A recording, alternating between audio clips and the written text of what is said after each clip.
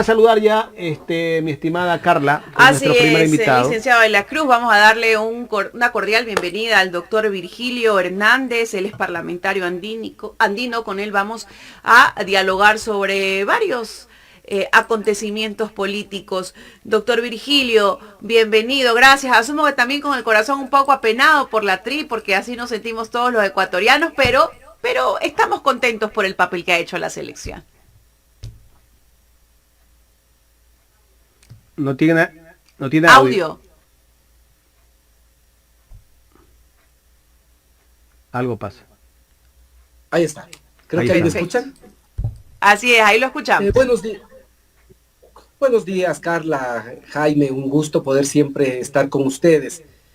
Sí, mire, ayer fue un día de congoja, no puedo decir otra cosa, nos apenó, porque creo que sí teníamos condiciones para poder seguir por lo menos una ronda más, me parece, y a pesar de que siempre pensé que el equipo más fuerte, más difícil que enfrentábamos era Senegal, por las características de su juego, por cómo encaraban los partidos, por la vitalidad, la fuerza de sus jugadores, por la rapidez de sus jugadores, por algo son los campeones continentales del África, de tal manera que siempre era un partido duro. Y creo que en ese partido duro, los primeros minutos de algo de desconcierto de la selección, pero luego se aplomó y jugó.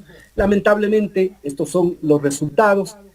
Creo yo que realmente en el partido que se disputó con Países Bajos, ahí incluso la suerte le ayudó a Holanda, dos palos que impidieron que se materialice un gol con el cual estaríamos en la siguiente ronda del campeonato. Pero más allá de eso, yo creo que hay que rescatar el proceso del profesor Alfaro, que es un proceso en lo táctico, que es un proceso en lo físico, que sobre todo es un proceso que tiene que ver también con cambios en la mentalidad, en cómo se encara, en cómo se enfrenta en los partidos, ¿no? Esta frase del profesor Alfaro de decir, no tenemos dificultad de reconocer que en los números podemos tener inferioridad futbolística con otro equipo, pero lo que no puede pasar es que nos sintamos inferiores, eso es lo que no puede pasar.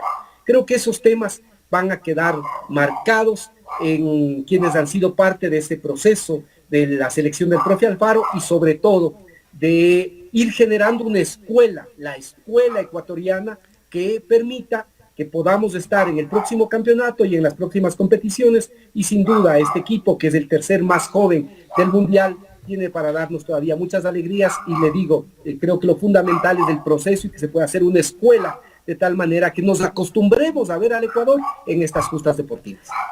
Doctor Virgilio, así es, pero bueno, ya lo comentábamos con el licenciado de la Cruz a un inicio del programa que de una u otra manera para el Ecuador este mundial fue un poco como una cortina de humo que le dio al gobierno, ¿no? Porque un poco los comentarios y los sucesos que vienen, desastrosos por supuesto, que vienen pasando con este gobierno, un poco quedaron de lado por poner el corazón y el sentimiento, pero bueno, es hora de dejar el sentimentalismo y volver a las realidades de este país. Y una de las realidades de los cuales estoy segura que más del 50% de los ecuatorianos está celebrando es la libertad de Jorge Glass, porque ya vimos cómo ha sido recibido, los buenos augurios que le han dado tras su salida, cosa que estamos seguros que a muchos les molesta, entre esos pues el legislador Villavicencio, que de una u otra forma ya pone en tela de duda el actuar del juez que le dio esta prelibertad. ¿Cuál es su lectura y su pensamiento con la salida pues del ex vicepresidente Jorge Glass? Sí, solo para cerrar el tema anterior, yo creo que más que una cortina de humo fue un oasis que nos brindó la selección. Efectivamente, más allá de eso, el país sigue. Y le digo, en el tema de Jorge Glass, es apenas un pequeño paso en la justicia frente al mar de persecución que ha existido en contra de Jorge Glass. Jorge Glass, 5 años preso. Fue juzgado con el Código Penal anterior, fue sentenciado sin pruebas. Hasta ahora no han encontrado la ruta del dinero, $1 mal habido no le han encontrado a Jorge Glass. No han podido decir en esta cuenta, de esta manera era la operación para poder ocultar el dinero. No han podido. Incluso, recuerde usted que contrataron una empresa, hicieron propaganda de que se pagó más de 2 millones. Supongo que también esos son recursos públicos. Hay que ver si a quien tienen de Contralor efectivamente ya inició la auditoría de ese contrato, porque se pagó más de 2 millones de dólares para encontrar la ruta del dinero y no encontraron nunca un centavo mal habido. Aún así, con esa sentencia, tenía que haber recuperado su libertad hace más de 20 meses. ¿Por qué? Porque el Código Penal anterior establecía que cuando una persona ha cumplido el 40% de su condena y además ha observado buena conducta, ha demostrado que hay unos parámetros que se establecen para demostrar que hay lo que llamaban rehabilitación, entre comillas, tiene derecho a la prelibertad. Jorge, que ha sacado maestrías, que ha estudiado, que además ha vivido aislado en condiciones infrahumanas, tenía que recuperar su libertad hace 20 meses. Durante 20 meses ha sido secuestrado. Ha tenido medidas cautelares por parte de la CIDH, ha tenido medidas cautelares por parte de otros jueces, todas han sido desconocidas de forma arbitraria por el régimen de turno. Y ahora recupera su libertad y este es un pequeño paso, apenas un pequeño paso para poder restablecer sus derechos y sobre todo para conocer la verdad. Un día se conocerá la verdad, un día las cortes internacionales dirán lo que aquí en el Ecuador durante estos 5 años se ha maquinado para hacer aparecer como un caso de corrupción, como para poder dañar la imagen de la Revolución Ciudadana. Un día frente a cortes internacionales tendrán que responder. Y todos estos canallas que ahora se aprovechan para decir cuánto su odio les permite, quedarán en evidencia como lo que son, como unos oportunistas que aprovecharon del manejo del Estado, incluso para poder encarcelar a quienes fueron sus enemigos políticos. Ya el tiempo demostrará quiénes han sido efectivamente los corruptos, el tiempo demostrará quienes efectivamente faltaron a la Constitución y a la ley y se aprovecharon del poder para perseguir a los enemigos políticos. ¿Por qué es perjudicial para el gobierno la salida de Jorge Glass? ¿Por qué de pronto le temen o le han temido a esto? Porque bueno, y lo digo porque ya se manifestó que el SNAI de una u otra forma se va a pronunciar tras la salida de Jorge Glass. Mire, porque a este régimen, porque a los que tienen únicamente odio en su corazón y por eso este odio les está nublando el entendimiento, este odio también les afecta al cerebro, les molesta la verdad, les molesta la verdad, les molesta la entereza de un hombre que ha tenido el valor para resistir toda esta clase de abusos y sin embargo poder seguir siendo consecuente y coherente. Y como les molesta eso, entonces intentan seguir regando odio, seguir regando mentiras, ¿sí? Como si no viviésemos nosotros en un estado regido por unas normas, por una constitución y por una ley. Lo que caracteriza al Estado de Derecho, lo que caracteriza a un Estado democrático, lo que caracteriza a una república, es que los ciudadanos vivimos bajo el amparo de una norma constitucional y una norma legal. Sin embargo, aquí, por el hecho de tratarse de Jorge Glass, por el hecho de llamarse Jorge Glass, él estaba prisionero por parte del Estado. Prisionero, aunque existían medidas cautelares de la Comisión Interamericana de Derechos Humanos. Prisionero a pesar de que existían pronunciamientos del Poder Judicial. Sin embargo, vivía prisionero del Estado.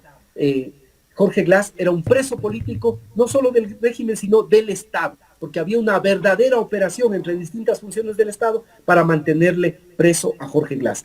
Y entonces, frente a lo que usted me dice, ¿qué es lo que les molesta? Yo les digo, les molesta ver la dignidad, la entereza, el coraje de Jorge Glass y que esa entereza, esa verdad, ese coraje, ahora puede estar en libertad. Doctor Virgilio, bueno, justamente hablamos de la persecución política, hablamos de la salida de Jorge Glass y todo lo que se ha enfrentado. Pero hay una cosa bien importante en esto y es que el presidente de la República ya tiene aprobadas las 8 preguntas de la consulta popular. Entre ellas hay una que dice, ¿está usted de acuerdo con garantizar la autonomía de la Fiscalía General del Estado para que ésta seleccione, evalúe, ascienda, capacite y sancione a los servidores que la conforman a través de un consejo fiscal, enmendando la Constitución de acuerdo al anexo 3. ¿Y por qué le hago contexto a esta pregunta? Porque ya vemos personas como asambleístas, ¿no? De otros bloques que empiezan a juzgar de pronto el trabajo de fiscalía, el trabajo de jueces, el trabajo, bueno, ellos juzgan todo, ¿no? Porque cuando les conviene sí lo aplauden y cuando no, no. ¿Cuál es su percepción sobre esta consulta popular, sobre esta pregunta? ¿Y cuál cree usted que sea el objetivo del presidente Guillermo Lasso con esta consulta popular en estos 4 años que le quedan? 3 años y un poquito. No, 2 menos. años y medio. No se 2 llama años, 3 años que le quedan casi. Sí. No, 2 años y medio. Y medio, ya estamos año y medio de Ya, gobierno. el licenciado de la Cruz Sí. cuenta los días, las horas, las fechas y los segundos para que se acabe. Todos. Solo usted nos dice 3 años, 4 años, casi nos infarta. Yo me asusté cuando dijo 3 A mí años. se me hace, la verdad es que a mí se me hace eterno. Yo veo eterno, me parece que no vamos a salir nunca.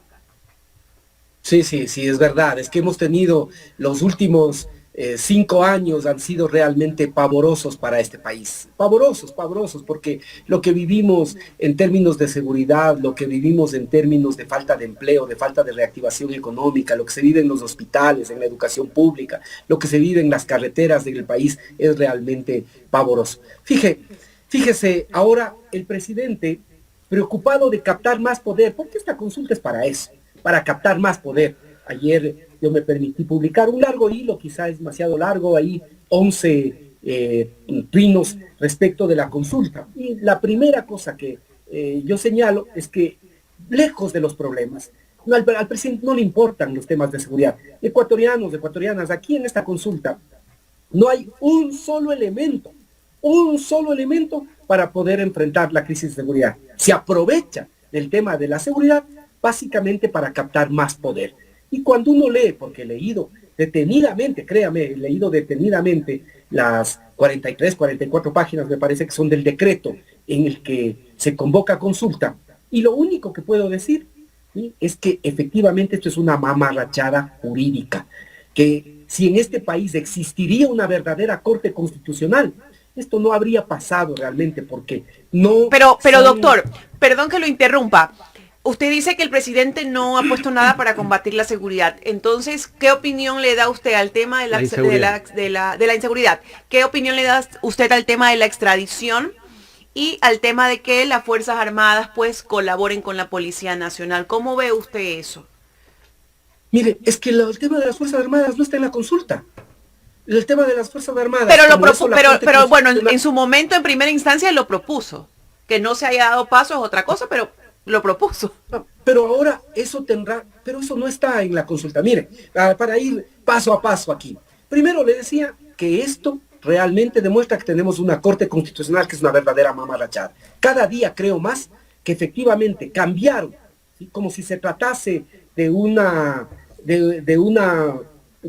mercado absolutamente truculento. Cambiaron, cada día creo más lo que se insinuaba, que cambiaron el aumento del presupuesto para la Corte Constitucional con este dictamen. Porque uno no se explica cómo temas que incluso deberían ser de asamblea constituyente, aquí pasan como enmienda. Eso solo se explicaría por esto que se dice que en la Corte Constitucional hubo cabildeos, hubo acuerdos para que les aumenten el presupuesto a cambio de que ellos establezcan el dictamen. Primera cosa. Segundo, lo de las Fuerzas Armadas, mire usted, lo de las Fuerzas Armadas ya hicimos esa modificación constitucional. Y en el año 2015 se aprobó esta modificación constitucional. Ellos mismos, con el actual presidente a la cabeza, decían que esto era para que Correa se vuelva dictador.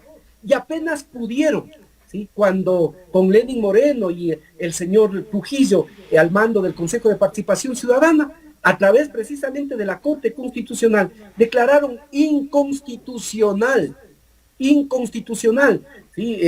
Dijeron por la forma, pero declararon inconstitucional esto que ya constaba en la Constitución de la colaboración de las Fuerzas Armadas con la policía. Pero ahora en esta consulta no está. Este fue el gancho, pero en la consulta convocada el día de ayer no está lo de la colaboración de las Fuerzas Armadas y la policía. De tal manera que este es un nuevo engaño. Segundo, lo de la extradición. Mire, yo recogí y les presenté a la Corte Constitucional y me presenté como amicus curiae. Nunca me llamaron a comparecer, yo tenía las actas listas. Y en esas actas yo les ponía no solo lo que yo dije respecto a la extradición, no, lo que decían asambleístas como León Roldós, lo que decían asambleístas como Julio Logroño, asambleístas de oposición, que señalaban que esto de permitir la extradición de un ecuatoriano al exterior significa decirle al país, decirle afuera que somos incapaces de juzgar por lo menos a los delincuentes. Es decir, que hay una función judicial que no tiene la entereza, que no tiene la capacidad, que no tiene la autonomía, que no tiene el coraje para poder juzgar a los delincuentes. Eso significa la extradición.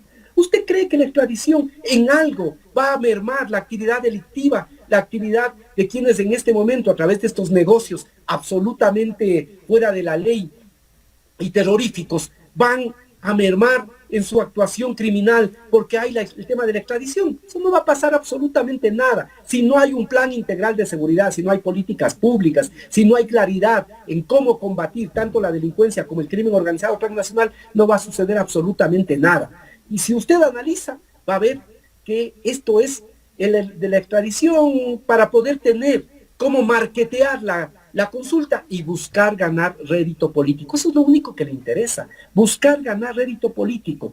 Entonces, nos presentan a una consulta con temas intrascendentes. Vea usted, la extradición. Segundo, el Consejo Fiscal.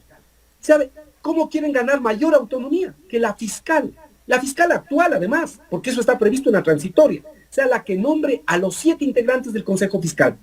Y uno dice, si ahora señalan que el Consejo de la Judicatura tiene represado la nominación, la evaluación de fiscales, sin embargo, el gobierno y otros sectores políticos allegados al gobierno le defendieron pues al Consejo Nacional de la Judicatura, incluso llegando a convertir la Asamblea en un mercado de toma y daca para salvar y para conseguir los votos. Eso es lo que se denunciaba en esos días, ¿sí? Sin embargo, votaron por salvar al Consejo de la Judicatura y ahora en los considerandos de la pregunta número 2 del Consejo Fiscal nos dicen que el Consejo Nacional de la Judicatura no ha cumplido su papel. ¿Quién les entiende?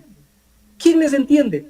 Y ahora van a nombrar más jueces, más fiscales que son necesarios, pero ¿usted cree que va a haber independencia de esos jueces y fiscales y todos van a estar subordinados a un consejo y a su vez los 7 miembros de este consejo van a estar subordinados a lo que diga la señora fiscal general, que en este momento tiene menos del 25% de credibilidad y aceptación? Menos aún con lo que le dijo en días pasados el señor Pablo Celi. Va a periciar el teléfono, ¿sí?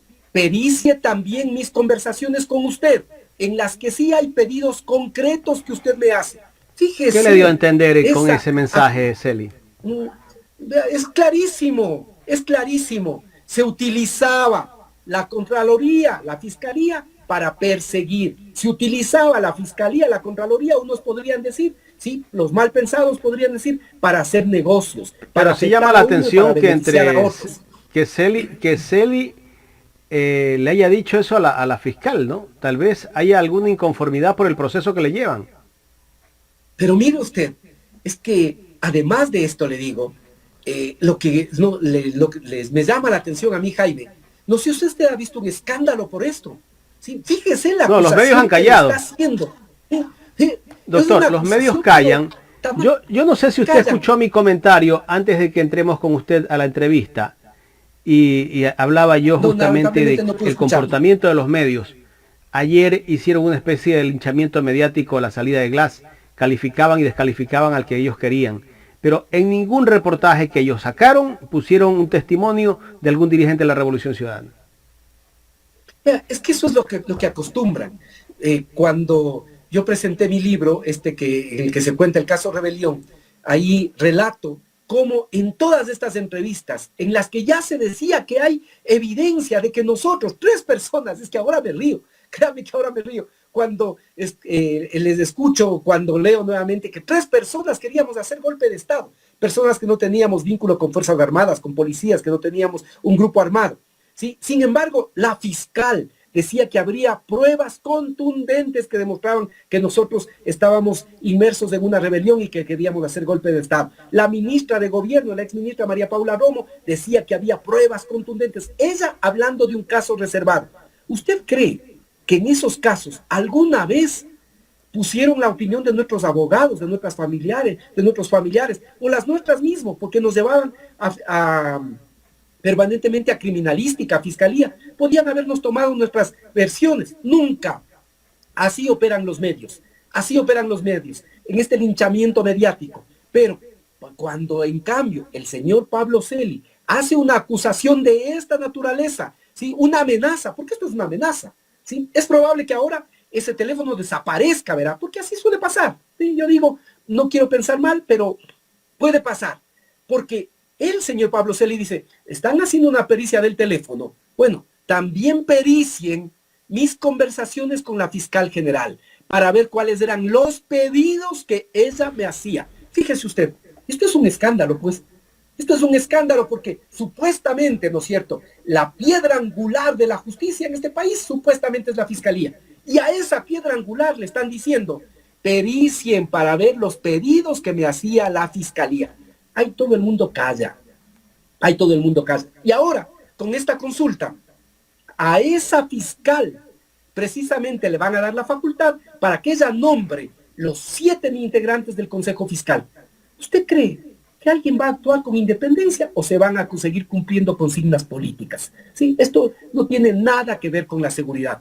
Luego, la disminución de los asambleístas. ¿Sabe qué es esto de la disminución de los asambleístas? Centralismo. Porque van a aumentar los representantes de Pichincha, de Guayas, de Manabí, de las provincias más grandes, porque los asambleístas nacionales ahora pasarán de 15 a 36. Esto es lo que pasará realmente. Y entonces, ¿de dónde van a ser esos asambleístas? Obviamente de las provincias más grandes, mientras la Amazonía, las provincias más pequeñas van a disminuir en su número de representantes. ¿Va a cambiar con esto algo la asamblea? Nada. ¿Por qué? Porque no están modificando la fórmula de asignación de escaños. Entonces va a seguir siendo una asamblea polarizada, va a seguir siendo una asamblea sin claras mayorías, no va a cambiar nada, absolutamente nada, pura demagogia. La cuarta pregunta, que los movimientos contengan o mantengan el 1% de sus afiliados. Para eso, ¿usted cree que hacía falta enmienda? ¿Sí? Una reforma legal que diga que todos los partidos, porque también debería ser a los partidos, los partidos y los movimientos conserven el archivo de sus afiliados. Eso era todo. ¿Sabe cuál es la trampa aquí? Que dicen que los movimientos deberán nuevamente volver a acreditar su existencia y para eso exigen nada más y nada menos que se recojan las firmas con biométricos. Sí se da cuenta lo que les están pidiendo a los movimientos, ¿no? ¿Sí? Ni en las instituciones de la función electoral creo que tienen reloj biométrico para controlar a sus empleados. Ahora quieren que las firmas, los movimientos del 1.5 recojan con reloj biométrico. Esta es parte de la farsa de esta consulta. Luego viene la quinta pregunta, que ahí está el centro de todo. Primero, el presidente Lasso quiso él poder nombrar a todos, absolutamente. Como en eso algo moderó la Corte Constitucional, ¿sí? ¿Saben en qué está? Básicamente en que los que están ahora se mantengan, por lo menos durante 2 años más, y luego hasta que sean renovados. Entonces, ¿cuál es el interés? El interés es que haya autoridades de control que le sigan cubriendo como cubrieron efectivamente el no realizar una investigación seria en Pandora Papers, y que le sigan cubriendo la espalda, pues. Esto es el único interés. Es justo llamarnos a los ecuatorianos a una consulta popular cuando tenemos grandes problemas, simplemente para que el señor Guillermo Lasso tenga más poder y les mantenga a los actuales contralor, procurador, fiscal, a los quienes son las actuales autoridades de control, les mantenga en el cargo por lo menos hasta que él se vaya. Es justo que se utilice así el temor de los ecuatorianos, por ejemplo, respecto al tema de la seguridad, para que él tenga más poder y pueda asegurar que sus amigos se queden en el poder, ¿sí? La sexta pregunta, vea ustedes que esto es el colmo, y es que realmente los ecuatorianos deberíamos levantarnos con indignación frente a esta consulta. Ellos mismos, el señor Moreno y el bloque de Creo, dijeron que la solución para el Consejo de Participación Ciudadana era que se elijan a los vocales del Consejo de Participación Ciudadana. Se eligieron, están convocados en este momento y el 5 de febrero vamos a elegir consejeros de participación ciudadana. ¿Sabe qué dice la consulta ahora? Que ya no sean electos por el voto popular y por lo tanto vamos a tener ahora unos consejeros que están siendo electos por el pueblo ecuatoriano y al mismo tiempo les están quitando funciones y de igual forma ya no van a ser electos. Esto que ellos mismos pusieron en la consulta del 2018 es de vergüenza, es de vergüenza. Y la pregunta 7 y 8, relacionado con los recursos, el subsistema de recursos hídricos o el pago por servicios ambientales, requería un decreto, ni siquiera reformas legales, ni siquiera reformas constitucionales, un decreto. ¿Por qué están puestos ahí? Como gancho básicamente para poder captar votos. Esta es la realidad respecto de este referéndum. En total, modifican 17 artículos, introducen otros 15 artículos en la Constitución, ponen 6 disposiciones generales, 25 transitorias, 10 disposiciones derogatorias, modifican la Constitución con el único objeto de poder asegurar autoridades de control para que el señor presidente tenga más poder, mientras los problemas de los ecuatorianos, como el de la seguridad o el de la inseguridad más bien, la falta de empleo, la falta de reactivación económica, de educación, salud, son realmente el Jesús de todos los días. Pero no, el presidente de la República quiere que él tener más poder, mientras los problemas de los ecuatorianos son absolutamente otros. Aquí hay algunas preguntas que son casi que obvias de que la gente va a votar sí, ¿no? Pero hay que ver si en realidad puede mantener tal vez esa manera de que la gente pueda y vote por el sí en esas preguntas. Pero de allí esas preguntas son como la trampa para que las otras también las vayan arrastrando, ¿no? ¿Usted cree que el presidente de la República tiene el músculo político para poder ganar esta consulta popular? Mire, es que esto es lo que él busca. O sea, el vicepresidente de la República no le cree el 95% de ecuatorianos, pero pone estos temas, efectivamente, para que los ecuatorianos puedan creer en alguna de estas promesas que le hacen, ¿sí? Y en ese sentido poder ganar alguna posibilidad de recomponerse políticamente. Es una jugada para buscar reencaucharse políticamente. Yo, como no le creo al presidente de la República, como no le creo absolutamente nada, y para evidencia tengo lo que han sido estos primeros 17 meses de gobierno, puedo decir con claridad que esta consulta no va a resolver en nada los problemas del Ecuador.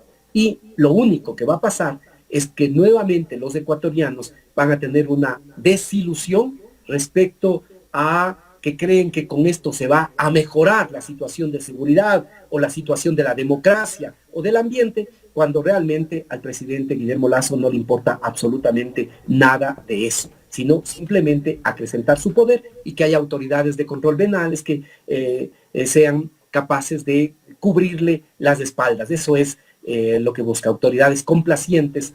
Le señalo, mientras los problemas del país son gigantescos, el presidente quiere conservar el poder y tener autoridades complacientes, autoridades de control complacientes, que no investiguen lo que tengan que investigar, no sancionen lo que tengan que sancionar. Esto es la realidad de esta consulta. Yo por lo menos le digo, más allá de que efectivamente pueda haber encuestas que digan que los ecuatorianos están motivados a votar por las preguntas de la consulta, yo les pido a los ecuatorianos que puedan leer las preguntas y sobre todo los anexos. Si leen las preguntas y los anexos, se van a dar cuenta que esta es una nueva falacia, que esta es una nueva farsa del gobierno nacional, y con seguridad van a llegar a la conclusión de que una forma democrática de decirle estamos hartos de usted, es precisamente con el no en la consulta popular. Ojalá eso permita que después reflexionen y tomen algunos correctivos, porque efectivamente nos faltan al menos más de 2 años para que concluya el mandato del presidente Lasso. Justamente el día de ayer se cumplieron los 5 años cuando el presidente Moreno llamó a consulta por la famosa consulta del 7 veces sí.